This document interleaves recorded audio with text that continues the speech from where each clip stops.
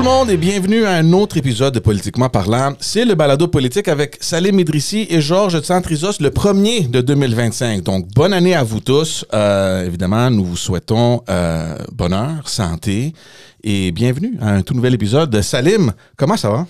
Ça va, ça va. Écoute, on a pris quelques jours de vacances pour nous reposer, quoique moi j'ai couru après mes enfants la plupart du temps, donc je sais pas si je suis reposé physiquement, mais mentalement, c'est certain. Et puis, j'ai quand même suivi l'actualité politique pendant les vacances parce que... C'est presque impossible de ne pas suivre la politique avec tout ce qui s'est produit. C'est impossible. Effectivement, c'est assez inusité pendant cette période-là, mais pour les junkies de politique que nous sommes, ben, je pense que c'était assez une évidence. Donc voilà. On commence l'année quand même fort, Salim. On a eu la chance de terminer l'année avec Madame Alexandra Mendez, une députée libérale qui est venue nous dire un petit peu, faire un petit état de situation. Ce qu'elle pensait essentiellement. Exactement. Puis, entre guillemets, la crise venait juste de se produire à Ottawa. Puis on commence l'année encore avec quelqu'un quand même d'important. Eh bien oui, absolument. Et on a le privilège de recevoir quelqu'un effectivement de très important qui travaille au gouvernement fédéral, qui est ministre du cabinet de M. Trudeau, qui est surtout lieutenant du Québec. En tout cas, je dis surtout parce que voilà, on est Québécois puis on aime ça, les gens du Québec, alors à Ottawa. Monsieur Duclos, bonjour. Bonjour Salim, bonjour Georges, très content de vous voir en excellente forme parce que moi je vous vois, les auditeurs ne vous voient peut-être pas, là, vous avez l'air tout souriant, tout reposé, bien prêt pour commencer la nouvelle année 2025. Merci de me donner la chance d'être, si je comprends bien, votre premier invité en 2025. Ouais, absolument, vous l'êtes et merci en fait de trouver le temps de venir nous voir, d'autant plus que, d'abord, vous êtes ministre, vous avez un agenda de ministre, donc c'est pas facile. Vous avez des responsabilités importantes, nationales, des responsabilités plus au niveau du Québec, mais vous êtes aussi actuellement dans une, disons, période un peu complexe, disons, pour en dire le moins. Et donc, merci de venir, de trouver le temps de venir nous en parler, mais on parlera pas juste de ça, on parlera de bien d'autres choses. Vous parlez justement qu'on est souriant, puis j'aime croire aussi qu'on est toujours souriant, et je vous regarde, et vous aussi, vous êtes quand même souriant, et je me demande, est-ce que c'est facile d'être souriant ces jours-ci, depuis toute cette saga-là avec laquelle vous avez terminé l'année à Ottawa? Ben, la politique, c'est le fun. Ça donne des sourires. Et je sais, et on sait, Georges et Salim, que vous avez fait, vous aussi, de la politique dans une ancienne vie. Mais la politique, c'est une grande source de satisfaction. Évidemment, les gens voient ce qui se passe dans les médias, des chicanes, des tensions, des dossiers à régler. C'est rare qu'on s'ennuie. Effectivement, en politique, il y a toujours plus de choses à faire. Mais je vous dirais que mon travail principal étant le travail de député, j'ai énormément de chance et de satisfaction à faire cette job-là dans ma circonscription de Québec. Quand je rencontre des gens, des aînés, des familles, des jeunes, des organismes communautaires, surtout dans ma circonscription qui est la circonscription du centre-ville de Québec. Là, vous connaissez un peu Québec. Là, oui. C'est une circonscription très variée. Il y a la Haute-Ville, la Basse-Ville, une grande diversité. D'ailleurs, de plus en plus, une grande diversité dans ma circonscription, ben, j'entends toutes sortes de points de vue. C'est vraiment le fun. Puis je sens surtout beaucoup de gens qui donnent beaucoup à notre communauté. Donc, ça m'enrichit énormément. Ça me donne beaucoup de plaisir. Puis je vois qu'aujourd'hui, on partage ce plaisir ensemble. Super, exactement. Ben, écoutez, avant de parler de bien des affaires, c'est-à-dire un peu des dossiers, un peu de Québec, on aimerait entendre parler, enfin du Québec et de Québec. On va parler de l'éléphant dans la pièce, comme on dit. Hein. Donc là, il y a eu une crise, on peut l'appeler comme ça, à tout le moins, avec la démission de Mme Freeland, qui a mené à un remaniement qui allait peut-être d'ailleurs déjà venir, mais en tout cas, qui a été mis en place, puis surtout par l'annonce de M. Trudeau après 9 ans et demi, de décider de tirer sa révérence, de lancer une course à la chefferie au Parti libéral du Canada, une course éclair, parce que si je comprends bien, il a fallu faire des petits ajustements dans les règles du parti pour que ça puisse se faire. Étant donné tout le contexte. Comment est-ce qu'on vit ça lorsqu'on est autour de de la table du Conseil des ministres, du cabinet fédéral?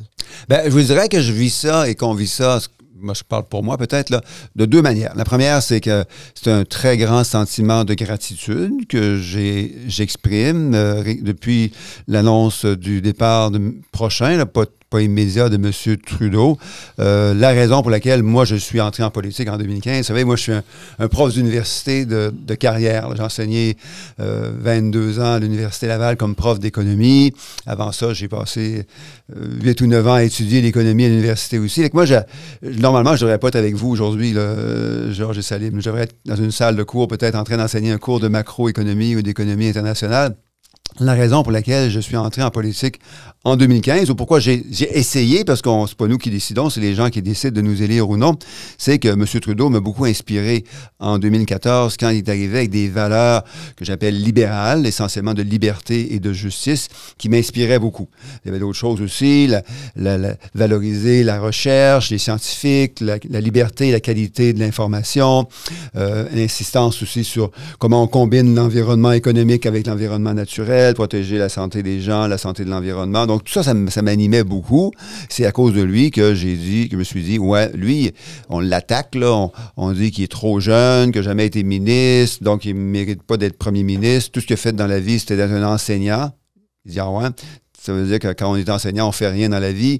Je trouvais ça un peu fâchant et fâcheux d'entendre des choses comme ça sur lui. Ça m'a motivé à me présenter. Quand je me suis présenté, moi, en 2015, là, les libéraux avaient 8% des votes dans ma circonscription. C'est sûr que tout le monde me disait, et moi je me disais à moi-même, que j'avais zéro chance d'être élu. Donc, c'est à cause de lui, je lui ai été très reconnaissant de tout ce qu'il a fait pour ma circonscription et pour le Québec depuis 2015. Mais un sentiment aussi de réalisme.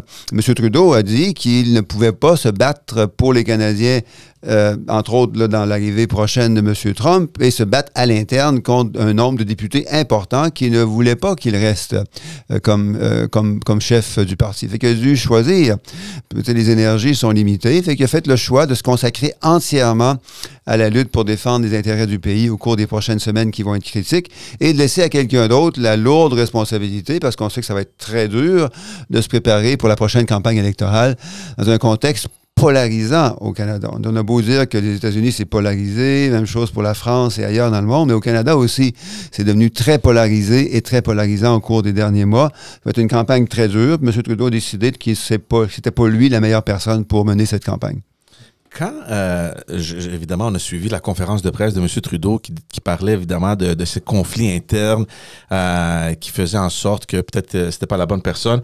Et nous, on a souvent posé cette question-là avec Salim. Évidemment, on connaît des personnes à Ottawa, on en connaît aussi à Québec, puis on attend les chuchotements. Là, et les conflits un peu dans le caucus, puis je sais que les députés n'aiment pas parler de ce qui se passe dans le caucus, mais ça fait longtemps qu'on entend qu'il y a des petits bouleversements dans le caucus, il y a des gens qui s'entendent pas, il y avait des députés qui n'aimaient pas Justin Trudeau, qui avaient des petites chicanes.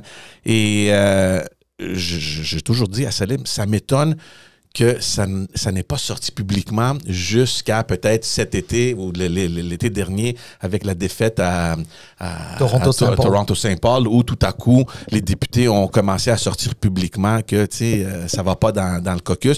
Mais nous, ça fait quand même longtemps qu'on entend ces petites choses-là. Donc, le fait que M. Trudeau décide, en fin de l'année ou au début de cette année, c'est quand je ne me rappelle pas, c'était en début de l'année, je pense. Hein, la semaine passée, lundi passé. Qui dit, bon, ben, il y a cette chicane-là, il y a des conflits internes qui font en sorte que, bon, je suis pas la bonne personne. Moi, je me demande, parce qu'on sait que c'est pas nouveau. Donc, la question que je me pose, et peut-être la réponse qu'on veut savoir, c'est quand est-ce que toute cette affaire-là a commencé? Puis je sais je veux pas rentrer dans les affaires du caucus, mais d'après moi, c'est pas quelque chose de nouveau. C'est pas quelque chose qui est arrivé cet été avec cette défaite. Tout à coup, tout le monde s'est réveillé puis on dit Justin Trudeau, c'est pas l'homme de la situation. Est-ce que vous avez eu ce sentiment-là aussi que le caucus, c'est un peu difficile à gérer? Ben, c'est une bonne remarque que vous faites, Georges. Puis c'est correct là, que vous pensiez que ça date d'avant l'été dernier. Et je vais être le plus honnête avec vous. Moi, je pense que ça date effectivement de l'été dernier. Avant l'été dernier, avant Toronto-Saint-Paul, là, qui a été un choc, évidemment, pour le parti. Moi, je ne sentais pas et je n'entendais pas de grogne ou de malaise au sein du caucus. Puis pourtant, on a un grand caucus, là, 160 députés partout à travers le pays, rural, urbain, ouest, centre, est du pays. C'est très, très diversifié. Là. Et il y a toujours des gens là, qui aimeraient peut-être qu'on insiste plus sur une politique, moins sur une autre. Des divergences, c'est normal, puis c'est important d'en avoir au sein d'un caucus, mais un sentiment d'insatisfaction envers M. Trudeau, moi, je n'en ai pas entendu jusqu'à l'été dernier. Et ce qui ajoutait à ce sentiment de malaise, là, c'est que non seulement, évidemment, on a perdu Toronto-Saint-Paul, mais qu'on ne se préparait pas suffisamment vite pour la prochaine campagne électorale. On est en gouvernement minoritaire. Le gouvernement minoritaire, là, tu ne sais jamais quand est-ce que tu vas tomber en élection. Puis on était, selon plusieurs députés, l'été et l'automne dernier, trop préoccupés sur la gestion des enjeux du gouvernement, des programmes, des nouveaux investissements. Les députés trouvaient qu'on investissait trop de notre temps là-dessus, alors que les conservateurs et les bloquistes et le NPD, plus les conservateurs et les bloquistes au Québec, investissaient beaucoup, beaucoup de leur temps et presque tout leur temps à la préparation de la prochaine campagne. Donc là, les députés commençaient à être nerveux avec les sondages qu'ils voyaient, et c'est là que ça commençait à brasser. Mais comme vous l'avez aussi noté, j'arrête là-dessus, en septembre et en octobre, il y a eu plusieurs députés qui sont sortis, pas un très grand nombre, là, mais certainement une bonne dizaine, sur 160 qui sont sortis pour dire, nous, on pense que ça prendrait un nouveau leader pour nous aider pour les prochaines élections. Mais tout ça a été bien géré parce que là, des nouveaux présidents du parti pour la campagne ont été nommés. Là, on a mis en place des mécanismes de publicité sur les médias sociaux. On était essentiellement absents, contrairement aux conservateurs qui, eux, investissaient une tonne d'argent en publicité sur les médias sociaux. Et là, la grogne ou le sentiment de malaise de ce petit nombre de députés est essentiellement disparu. Ce qui nous a mené malheureusement à l'épisode de décembre avec le départ de Mme Freeland. Tu sais, aujourd'hui, là, avec le recul, quand vous regardez ce qui s'est passé aujourd'hui, est-ce que vous pensez que peut-être l'été dernier serait l'opportunité idéale pour M. Trudeau de dire peut-être je devrais quitter, laisser assez de temps pour le parti à se trouver un autre chef, parce qu'on voit maintenant, c'est un rush de trouver un nouveau leader qui va faire la campagne. Les sondages, ça va pas trop bien non plus. Il y a une nouvelle administration qui rentre aux États-Unis. C'est comme tout est tombé en même temps et on ne sait pas quoi faire. Tu sais, moi, j'ai travaillé en restaurant quand j'étais jeune. On disait souvent, on est dans le jus. Tu sais? Puis on est un peu partout. Puis est-ce qu'on aurait pu peut-être éviter ce scénario-là s'il y avait une certaine humilité du côté de Justin Trudeau de comprendre un peu la réalité? Et je sais que, tu sais, en politique, on est le leader, on veut toujours corriger les choses. Je vais m'en occuper, don't worry, it's gonna be fine, tu sais, on va s'arranger. Il y a toujours ce réflexe-là de prendre soin des choses. Est-ce que peut-être il aurait pu dire, peut-être c'est le temps de mettre de côté? Moi, mon opinion, c'est non. Moi, je pense qu'il a pris la bonne décision à l'été dernier et à l'automne dernier. Ceci étant dit, c'est un travail d'équipe. T'as beau être un boxeur, un batailleur, être capable d'avoir toute l'énergie puis les aptitudes pour te battre là, pour ton pays et contre l'alternative conservatrice, ça te prend une équipe derrière toi.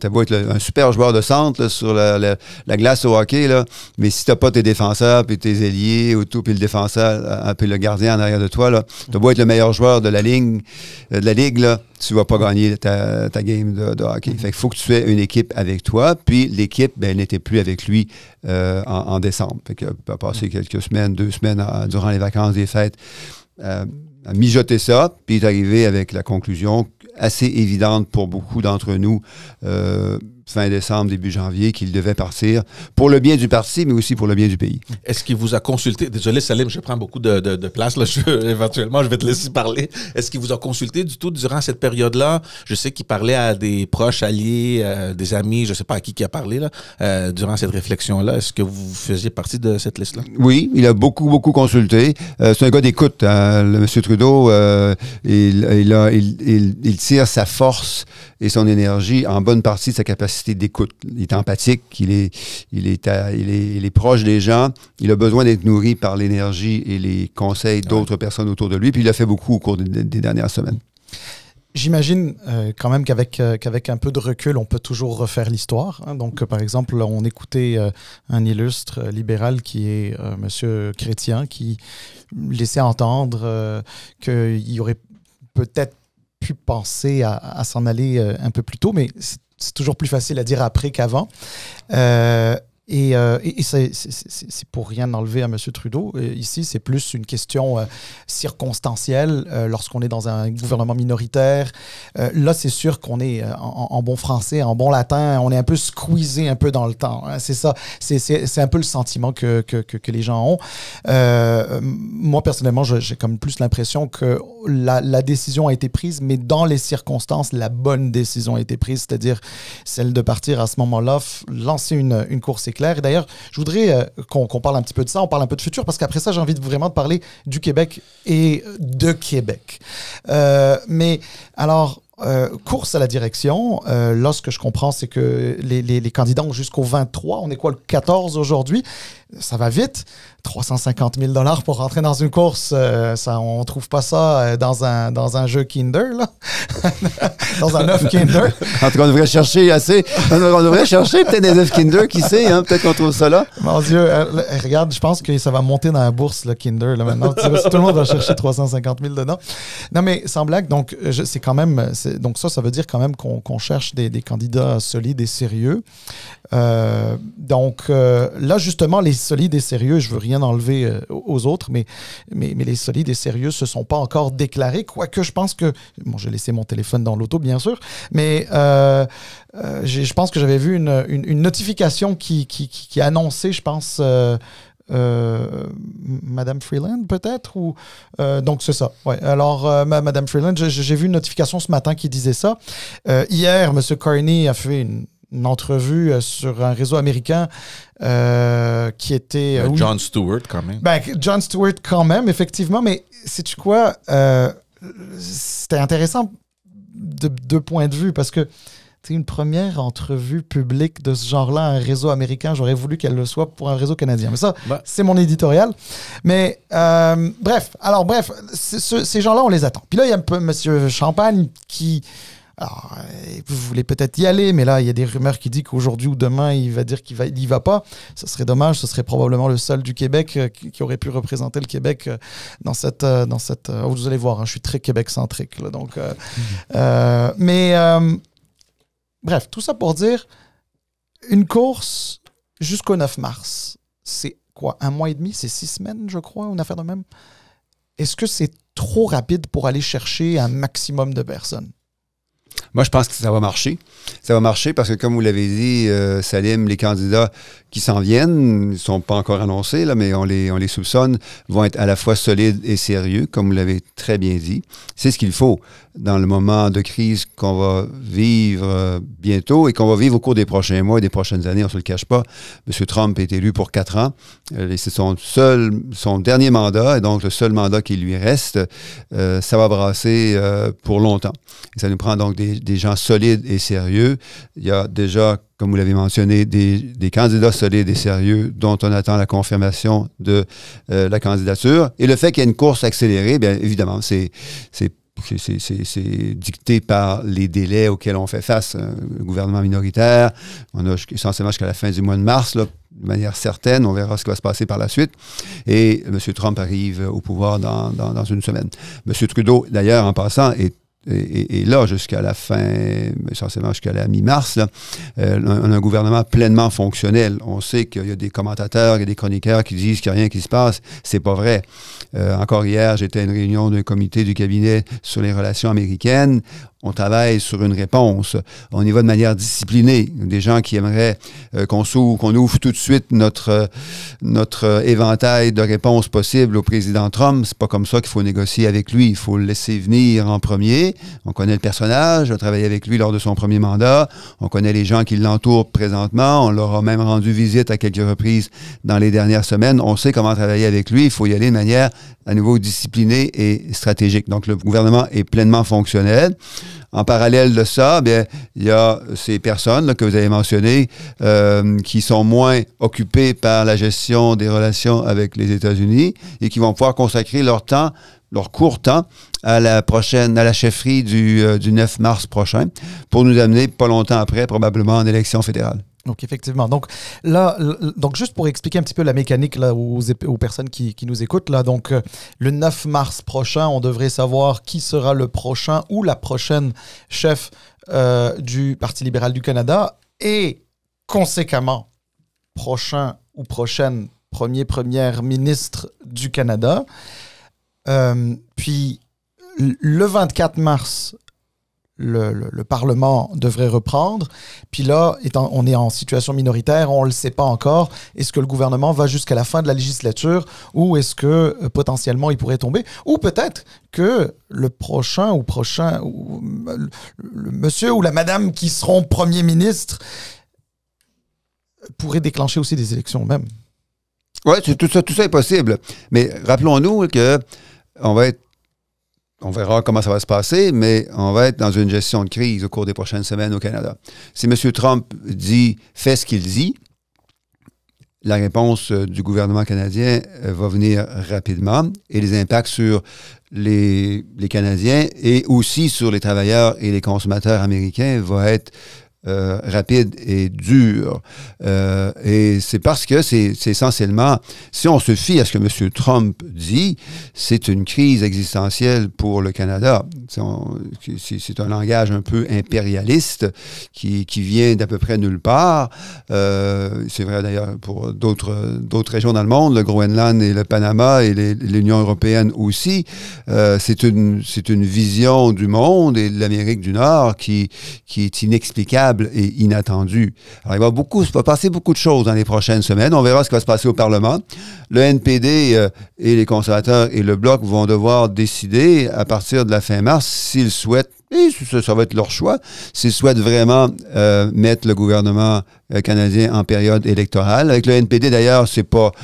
Même en l'absence de la crise avec les États-Unis, c'est pas vraiment compréhensible qu'ils souhaitent aller en élection si rapidement parce que le programme que moi j'ai aidé à mettre en place avec leur appui, pas juste moi, là, le gouvernement canadien, le régime canadien de soins dentaires qui fonctionne très, très, très bien. Puis, je suis content d'entendre votre sensibilité au Québec, Salim, mais si c'est un programme qui fonctionne bien au Québec, c'est bien lui.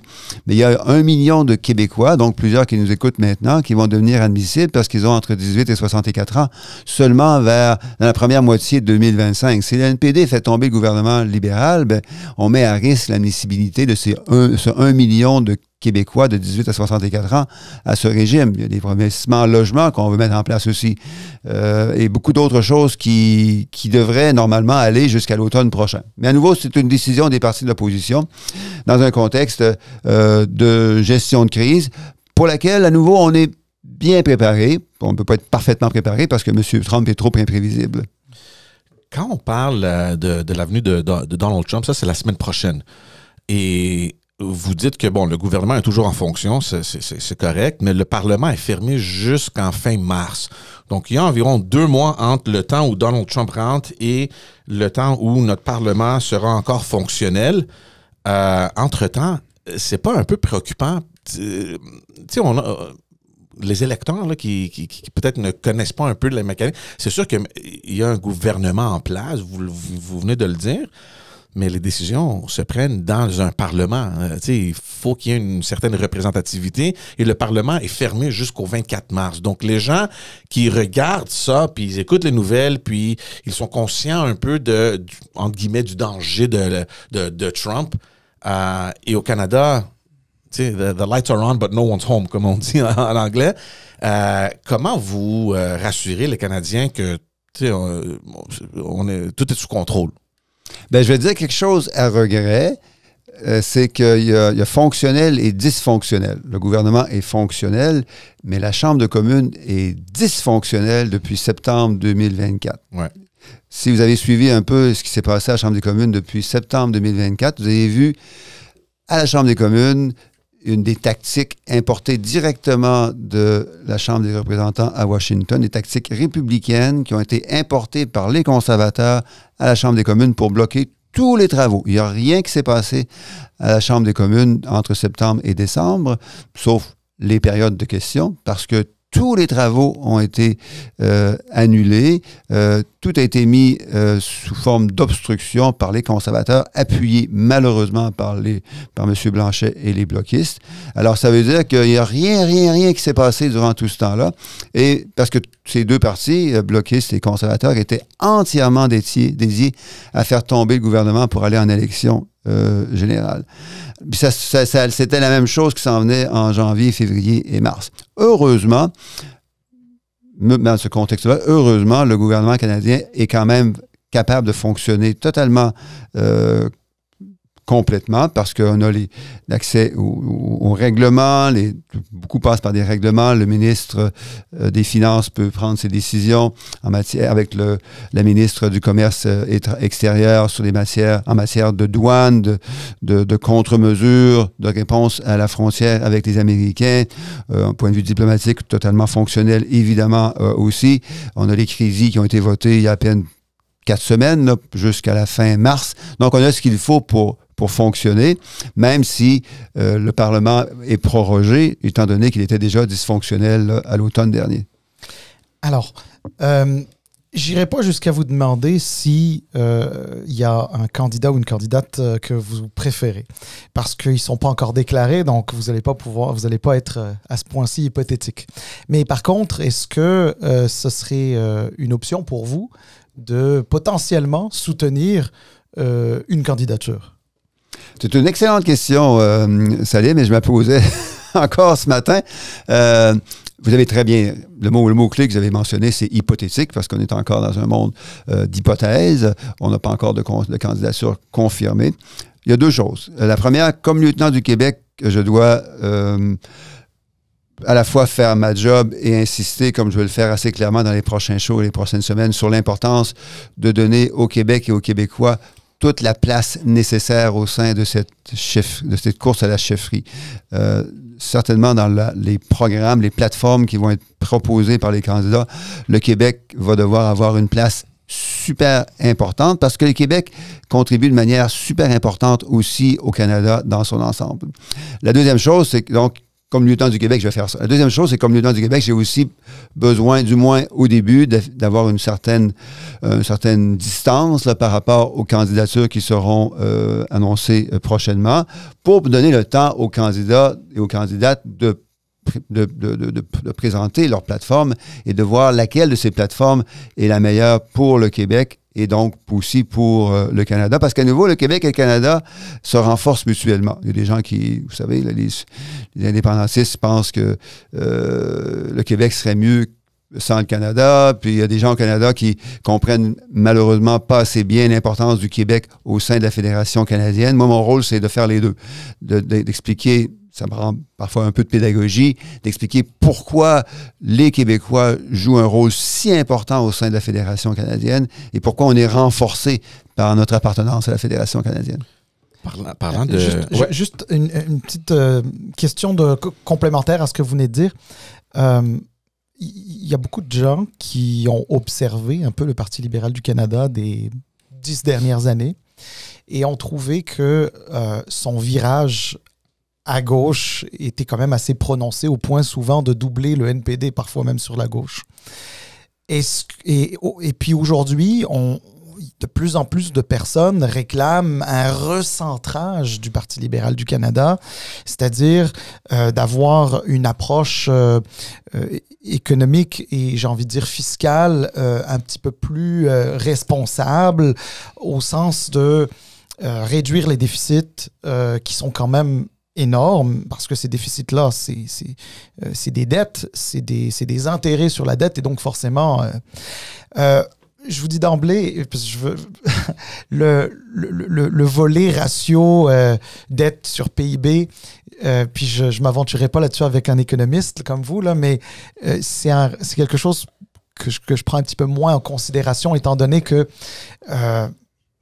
on ne comptabilise pas, quand on compare avec la France, avec le Japon, avec l'Allemagne, avec la Grande-Bretagne, souvent on dit on est mieux qu'eux autres là, sur cette question-là. La réalité, c'est que eux autres, on compte leur système de santé, on compte leur système d'éducation, etc., ce qui n'est pas le cas dans le calcul qui mène à un ratio intéressant pour le Canada. Enfin bref, tout ça pour dire, est-ce que vous pensez qu'un recentrage du PLC pourrait être une bouée de sauvetage lors des prochaines élections? Ben, j'aime beaucoup vos questions, Georges et Salim, puis je me dis qu'on devrait se voir à tous les matins parce que vous me permettez à la fois de répondre, mais surtout de vous entendre là, un peu sur ce que vous voyez comme enjeu, là, comme élément sur notre écran de radar au gouvernement canadien. Trois choses en réponse à cette question. Première chose, c'est que c'est sûr que quand on compare ce qui s'est passé avec M. Harper avant 2015 avec ce qui s'est passé par la suite, on est évidemment, pour certains, plus au centre, plus à gauche, mais c'est parce qu'à l'époque de M. Harper, écoutez, malheureusement, c'est encore un peu le cas parfois même beaucoup le cas avec M. Poilievre. On nie l'importance d'appuyer la classe moyenne, par exemple, et de réduire la pauvreté pour encourager la croissance économique. Partout sur la planète, les pays qui se développent le plus vite, ce sont les pays qui ont une classe moyenne solide. Quand la classe moyenne s'affaiblit, la croissance économique devient plus faible. Et ça, c'est historiquement valable, sauf au 19e siècle, où les grandes richesses étaient les seuls moteurs de la croissance économique à l'époque pré-industrielle. Deuxième chose, sur le centrage et le lien avec les finances publiques, bien, vous l'avez noté, par rapport à tous les gros pays industrialisés, et en particulier les pays du G7, le gouvernement canadien, de loin, c'est pas juste mieux, c'est beaucoup mieux, une beaucoup meilleure feuille de route, un beaucoup meilleur bilan fiscal que tous les autres pays, y compris l'Allemagne qui est juste après nous. Meilleur ratio, comme vous l'avez dit, dette par rapport au qu'on appelle le PIB, le produit intérieur brut. Même chose pour le déficit, même chose pour les intérêts sur la dette. On a au Canada un taux d'intérêt sur la dette du gouvernement canadien 1% plus faible, en 100 points de pourcentage plus faible que ce qu'on a aux États-Unis. Ça devrait être le contraire, parce que les États-Unis, c'est un pays beaucoup plus gros. Il y a les dettes des provinces, M. Duclos, quand même.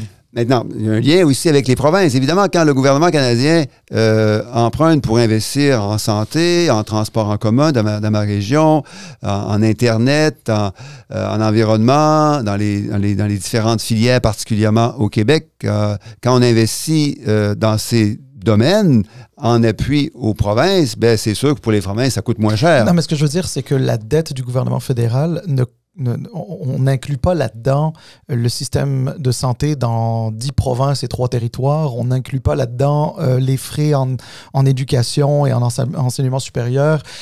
C'est quand même énorme. Donc, le Québec, je me souviens plus exactement c'était quoi la dette, mais on est je crois, 200 milliards peut-être, le gouvernement du Québec, de dette. Si on prenait toutes les dettes des provinces et on les rajoutait à la dette fédérale, on serait peut-être moins bien placé finalement qu'on ne le dit. Tout à fait, parce qu'il y a des dettes provinciales qui sont, comme vous l'avez dit, plus élevées que d'autres dettes. Au Québec, on est à peu près un ratio de dette au PIB d'à peu près 55 à 60 %, ce qui est plus élevé qu'au fédéral. En Alberta, bien évidemment, sont beaucoup moins. Selon les provinces, on a des situations fiscales qui sont meilleures ou moins bonnes, mais si on regarde le fédéral et qu'on compare ça à d'autres administrations fédérales comme les États-Unis, l'Allemagne, ben, on trouve que le gouvernement canadien s'en sort très bien. Ça ne veut pas dire qu'il ne faut pas gérer les fonds publics de manière responsable, bien au contraire, parce qu'il faut investir là où les rendements sont les plus importants. On a beau avoir un meilleur bilan fiscal, il faut être responsable et mettre l'argent là où ça compte le plus. Et je terminerai en disant que ces investissements du gouvernement canadien ont contribué pour une bonne part à la croissance très forte qu'on a vue au cours des 9 dernières années. Si on compare les 9 ans de M. Trudeau avec les 9 ans de M. Harper, la croissance économique a été 2 fois plus forte durant les 9 années de M. Trudeau que durant les 9 années de M. Harper.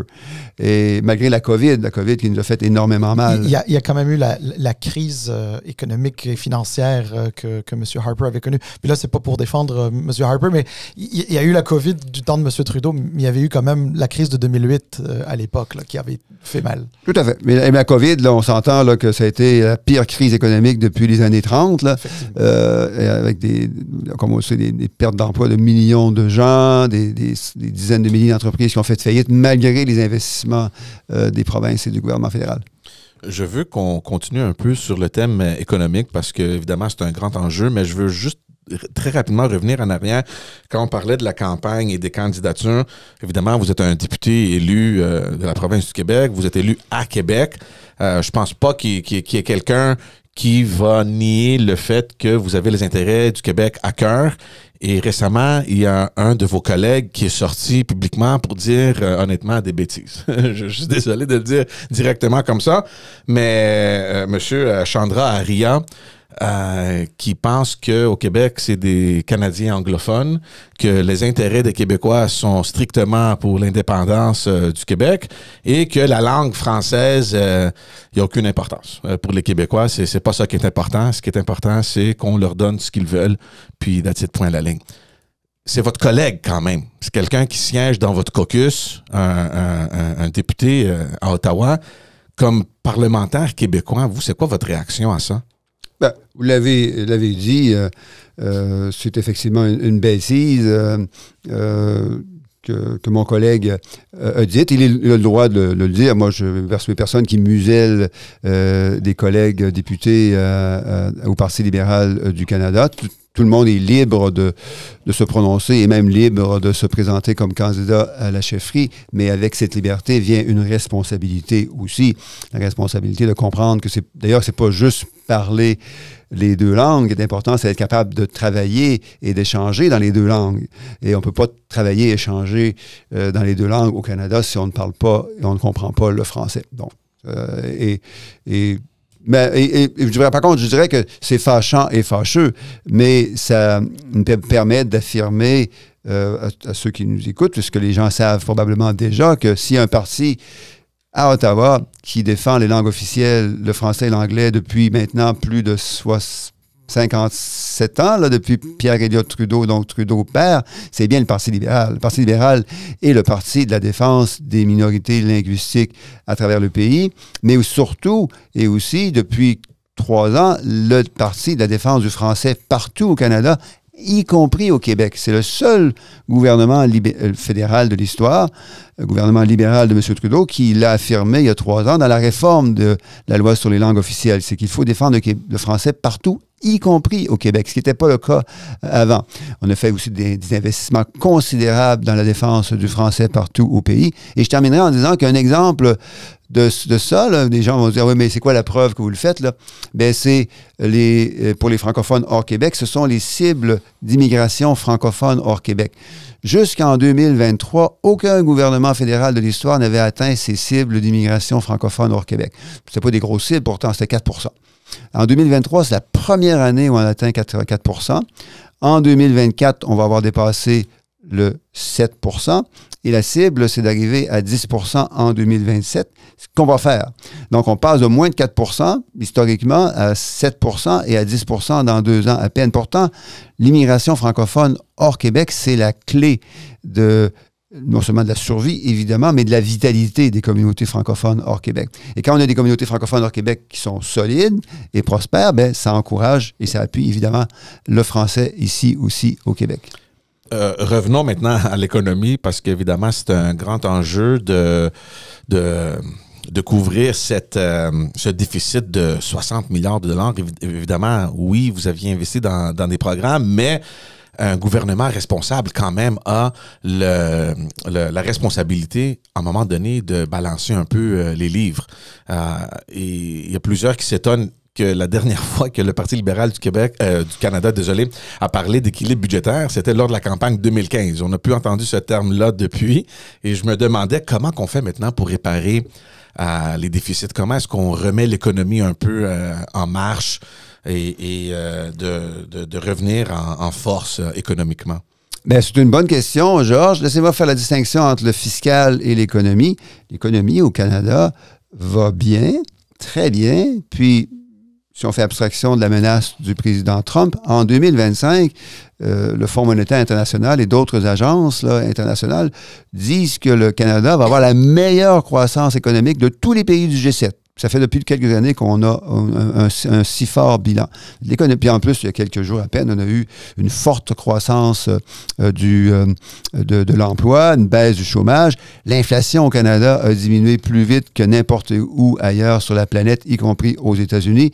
Les taux d'intérêt dans les 6 derniers mois ont baissé à plusieurs reprises, plus et beaucoup plus que ce qu'on a vu aux États-Unis aussi. Fait qu'en termes de chômage, d'emploi, d'inflation et de taux d'intérêt, ça va, rien n'est parfait, mais ça va très bien au Canada par rapport à d'autres pays dans le monde. En termes de fiscal, à nouveau, il faut faire 40 milliards ou 60 milliards. 60 milliards, c'est pour 2023, 40 milliards pour 2025. C'est des gros montants pour les gens qui nous écoutent, mais il faut faire la relation entre ces gros montants et la taille de l'économie. Si ton hypothèque augmente de 10 % mais que ton revenu augmente de 100 %, c'est ta maison, tu vas la payer sans trop de problème. Là, tu doubles ton revenu, mais tu augmentes de 10 % la valeur de ton remboursement en hypothèque, il n'y a pas de problème. Même chose pour ta dette versus ton économie. Si l'économie croît rapidement, puis que ta dette augmente relativement lentement par rapport à la taille d'économie, c'est une bonne chose parce que tu crées plus d'emplois, des meilleurs salaires,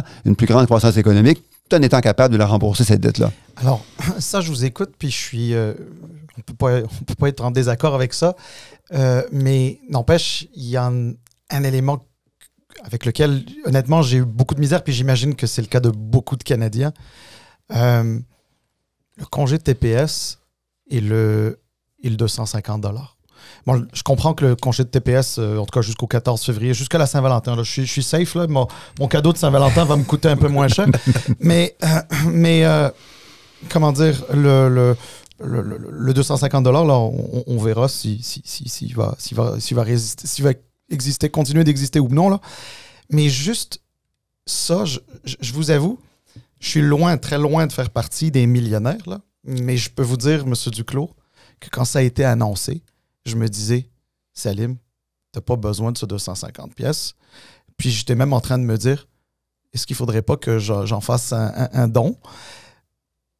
Mais ça, à la limite, la vertu, c'est une chose. Mais le côté un peu plus responsable du gouvernement par rapport à ça, de se dire, des personnes qui font 150 000 net, hein, donc ça veut dire 260 000 bruts, c'est énorme. Moi, je suis loin de ces chiffres-là. Là. Donc, c'est sûr que j'étais dedans. Puis, honnêtement, honnêtement, je ne cherche pas à vous mettre en difficulté, mais celle-ci, je ne l'ai pas compris. Ah, puis à nouveau, j'apprécie vos questions très pertinentes, Georges et Salim. Et là-dessus, je pense qu'il y a beaucoup de gens qui ne l'ont pas compris non plus. J'ajouterais peut-être 2 raisons pour lesquelles ça a été annoncé et ensuite retiré. Le 250 $, pour être plus précis. La première raison, c'est que la mesure était temporaire.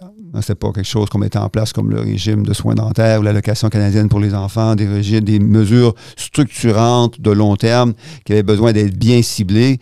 À peu près tout ce qu'on a mis en place au cours des dernières années a été beaucoup mieux ciblé là, que le 250 $ pour les 150 000 et moins. Donc, c'était temporaire.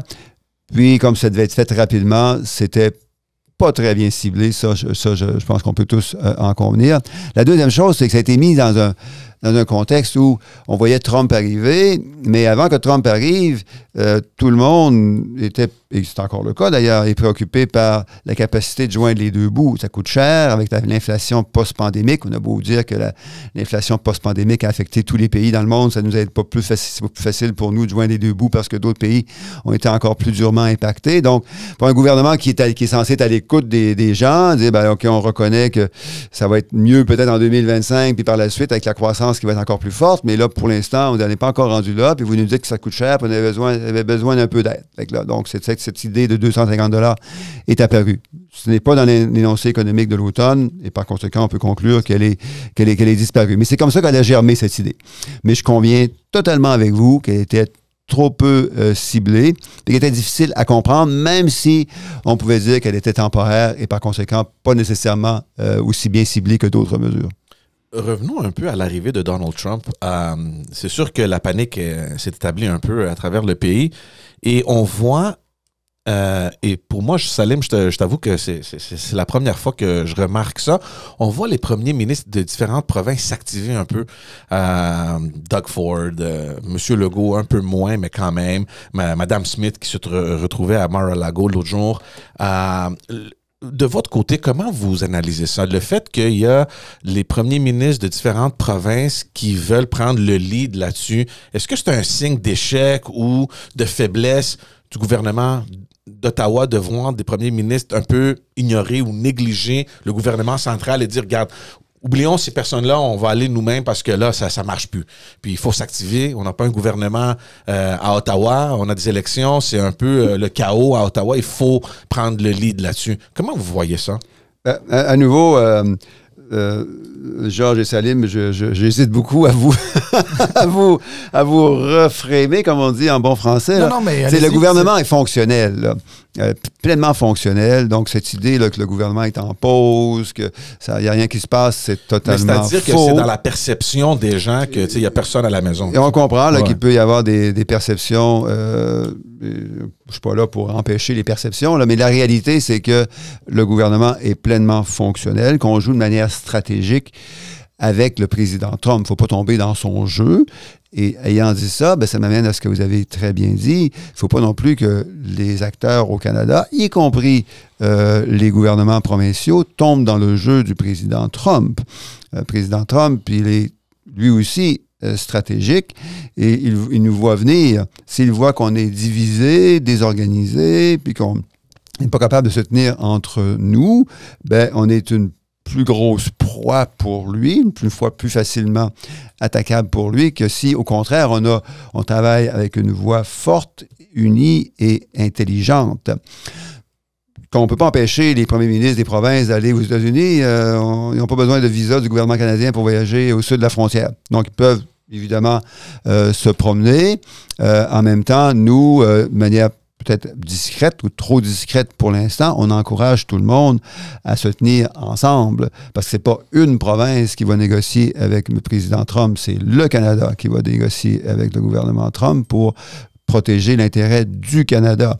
En se divisant, c'est sûr qu'on est à peu près certain de perdre. Moi, j'ai par contre grandement confiance que rapidement, lorsque le président Trump sera en poste, qu'on n'est pas encore le cas. Là, on parle de président Trump comme s'il était déjà au pouvoir. Il n'est pas encore au pouvoir. Mais à partir du moment où il va être au pouvoir, et avec la conférence là, que les premiers ministres des provinces et de M. Trudeau vont avoir demain, mercredi, j'ai bien confiance qu'on va être à la fois unis, forts et intelligents. Donc, à votre avis, c'est peut-être une mauvaise stratégie pour ces premiers ministres-là de faire d'essayer au moins de faire quelque chose bouger avec les États-Unis? C'est pas nécessairement mauvais, mais il faut y aller de manière intelligente et prudente parce qu'on a affaire à un personnage là, qui peut facilement utiliser la zizanie, la désunion pour nous faire mal. À nouveau, je m'inquiète pas beaucoup pour l'instant. Puis au contraire, à partir de la semaine prochaine, j'ai l'impression qu'assez rapidement, tout le monde va vouloir travailler ensemble une fois que le président Trump va être en poste. Bon, alors pour le temps qui nous reste, Monsieur le ministre, j'aimerais quand même qu'on puisse parler de la relation Québec-Ottawa, dont vous êtes le garant côté fédéral, et aussi bien sûr de la ville de Québec. Et c'est interrelié, faut dire aussi. D'abord, j'aimerais un petit peu comprendre un peu comment ça se fait que il y ait eu tellement d'investissements du gouvernement fédéral au Québec et qu'on n'ait pas l'impression, nous autres citoyens au Québec, qu'il y ait une bonne entente, en tout cas que ça coule de source entre le gouvernement de M. Legault et le gouvernement de M. Trudeau. Et là, je m'explique, c'est que malgré les milliards, c'est plusieurs dizaines de milliards qui ont été investis au Québec, il y a quand même eu M. Legault qui a appelé à voter pour les conservateurs la fois dernière. Là, il y a eu des petites piques de part et d'autre qui sont parties parfois entre ministres des deux gouvernements. Qu'est-ce qui explique ça? Parce que, honnêtement, là, puis je suis peut-être un peu naïf, c'est ma journée naïve. Moi, avoir autant d'investissements du gouvernement fédéral, je devrais plutôt m'en réjouir. Je crois que votre naïveté est totalement légitime parce que, comme vous, je partage le constat que le gouvernement canadien, je ne veux pas ici nous flatter dans le sens du poil, nous faire bien paraître, le gouvernement canadien, mais le gouvernement canadien a très bien travaillé avec le gouvernement du Québec, y compris avec le gouvernement Couillard avant que M. Legault arrive, sur des enjeux, des dossiers qui sont super importants pour le Québec et les Québécois. Ça a commencé, un exemple, c'est l'Internet. L'Internet à haute vitesse au Québec, là, avec les investissements du fédéral, on est considérablement en avance par rapport à d'autres provinces qui ont moins bien travaillé avec le gouvernement fédéral sur l'Internet à haute vitesse, en particulier dans les régions du Québec. Les services de garde, c'est l'exemple du Québec depuis 25 ans qui nous a permis de mettre à l'échelle du pays des services de garde universels, accessibles et abordables, avec une compensation substantielle pour le Québec. C'est 6 milliards de dollars quand même sur quelques années. En l'absence de cet argent du gouvernement canadien, il serait très, très difficile pour M. Legault de mettre en place les dizaines de milliers de places en garderie qui nous manquent encore au Québec. C'est parce qu'il l'a pas fait, je pense.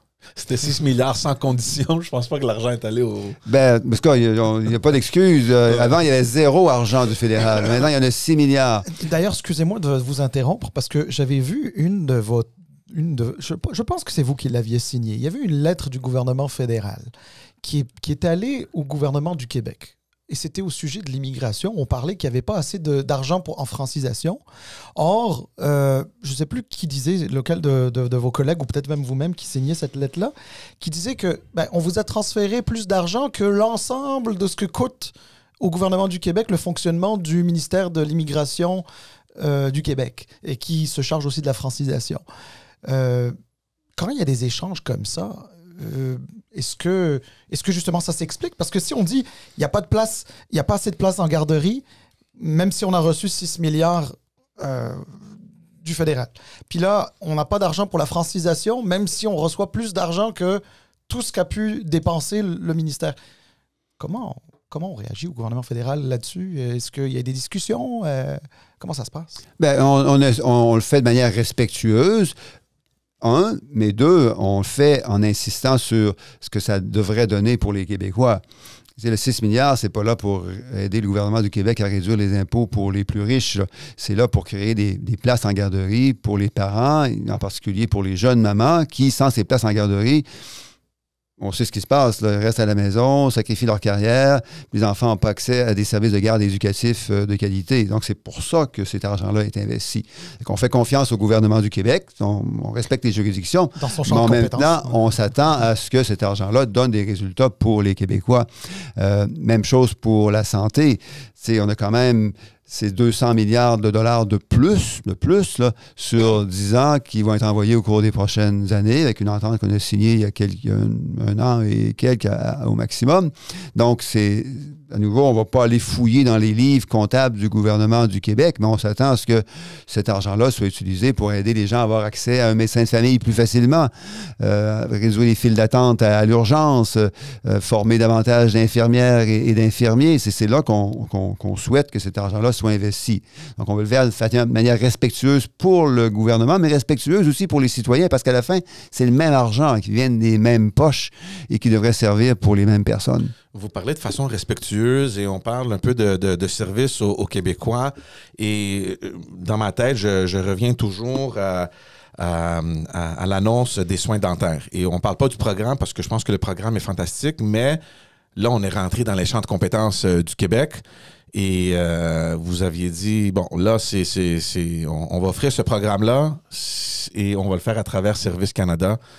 Il n'y a pas là quelque part, tu sais, une petite allumette là, tu sais, de créer un conflit avec le gouvernement du Québec. Pourquoi rentrer dans les champs de compétences du Québec et de dire, regarde, c'est notre programme, on le fait avec Service Canada, que vous le voulez ou non? À nouveau, Georges et Salim, j'apprécie beaucoup notre conversation, mais là, je ne suis pas d'accord sur ce point-là parce que ça ne rentre pas dans les champs de compétences du gouvernement du Québec pour 2 raisons.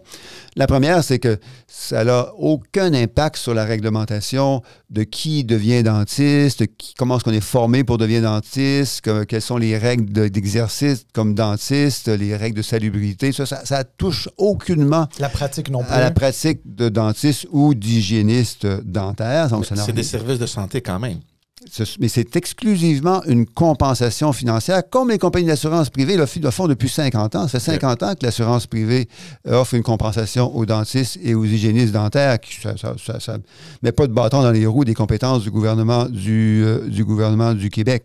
Donc, c'est exclusivement pour la rémunération. Ça ne touche rien à la pratique et à la formation des spécialistes en santé bucco-dentaire. Et ça fonctionne effectivement très bien au Québec. Si le gouvernement du Québec souhaitait lui-même payer cette assurance, là, ça leur coûterait beaucoup plus cher parce que, c'est fait de manière très efficace. 95% des dentistes et des hygiénistes qui sont inscrits puis sont enchantés de comment ça va.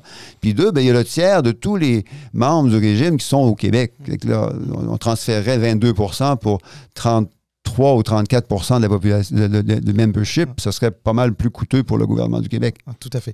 Alors, pour le peu de temps qui nous reste, parce que votre équipe est minutée.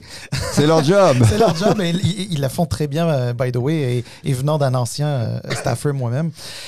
Mais écoutez, la Ville de Québec. Alors là, on a eu le plaisir de recevoir le maire de Québec il y a quelques semaines, Bruno Marchand, qui est, écoutez, je pense que je ne vous l'apprends pas, enthousiaste à voir un tramway à Québec.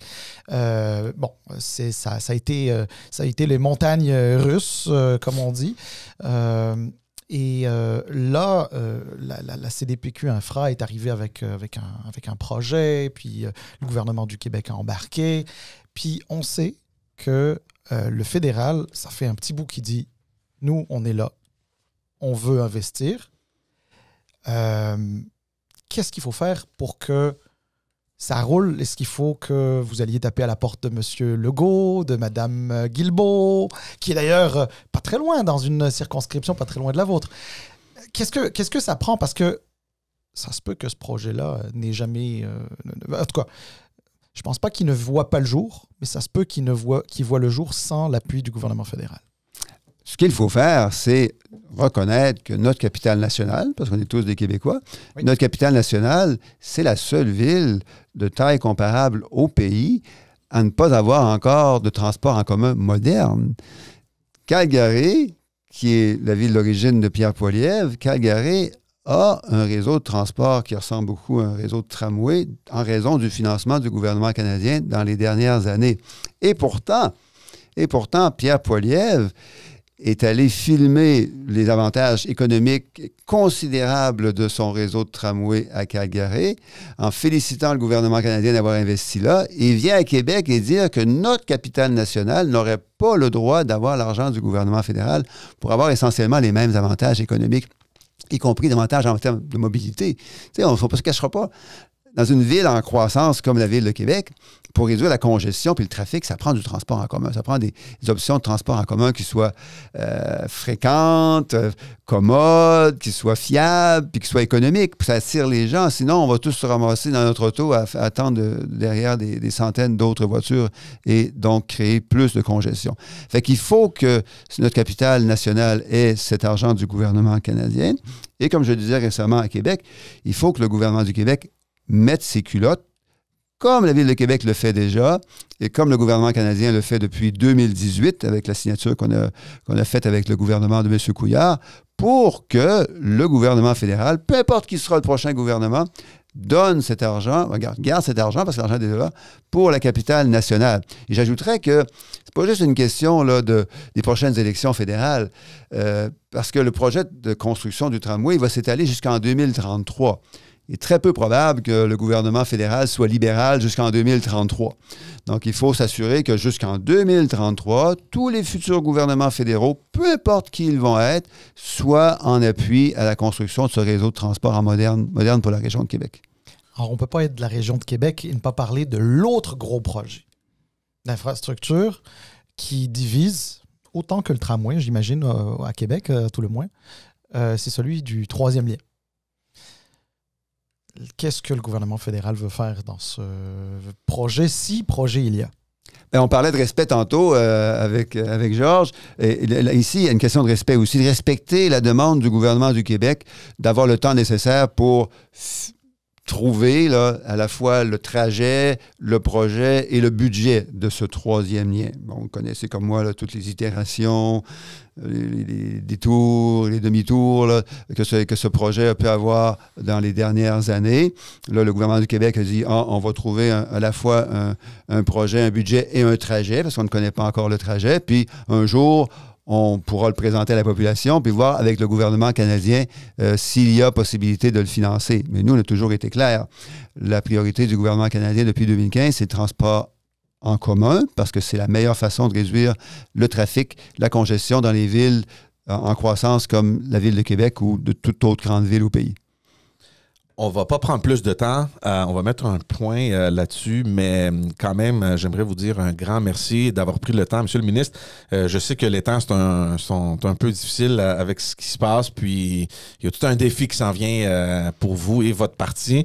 Donc, oui, un grand merci. À ce sujet-là, si je peux rajouter, je préfère d'ailleurs le dire on record que off the record, mais beaucoup de politiciens auraient décidé de ne pas venir à un podcast discuter de tout ce que vous avez discuté aujourd'hui dans la situation actuelle qui est complexe. Là. C'est sûr que c'est pas, on s'entend, c'est pas idéal.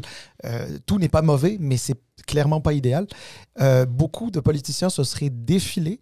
Alors, merci beaucoup d'avoir pris le temps de venir discuter avec nous et j'espère que vous avez eu du plaisir à le faire aussi. Bien, mot plaisir, le mot que vous avez mentionné au tout début, je pense au plaisir, au fun. Là. Et la politique, effectivement, c'est le fun.